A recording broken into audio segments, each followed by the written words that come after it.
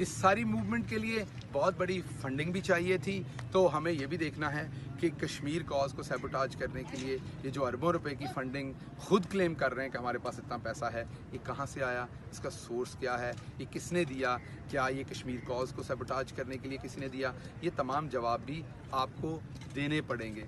उसके साथ साथ आपको ये भी बताना पड़ेगा कि आपने जो एक छोटे बच्चे जो मदरसों के हैं उनको आप इस्तेमाल कर रहे हैं, तो आप उनकी क्या परवरिश कर रहे हैं। आप उनको अपने पॉलिटिकल मसाइल के लोगों ने तो उनको तालीम के लिए, मजहबी तालीम के लिए कहीं भेजा था, आप उसको अपने एक जो आपका वेस्टर्न एजेंडा है उसके लिए इस्तेमाल करने की कोशिश कर रहे हैं। तो ये बहुत सारे जवाब हैं जो इनसे मांगने पड़ेंगे। पूरी दुनिया में लोग करप्शन के खिलाफ निकल रहे हैं, यहाँ पर ये सब कुछ हो रहा है मिलके। तमाम ये पार्टीज जिन्होंने लूटमार की थी, ये असल में अब इनको फंदा तंग होता नजर आ रहा है और ये अपनी करप्शन बचाने के लिए निकले। बहरहाल आवाम समझदार है, उन्होंने इन्हें बुरी तरह से रिजेक्ट कर दिया है और वो आप पहले ही देख सकते हैं। आप सबका बहुत शुक्रिया।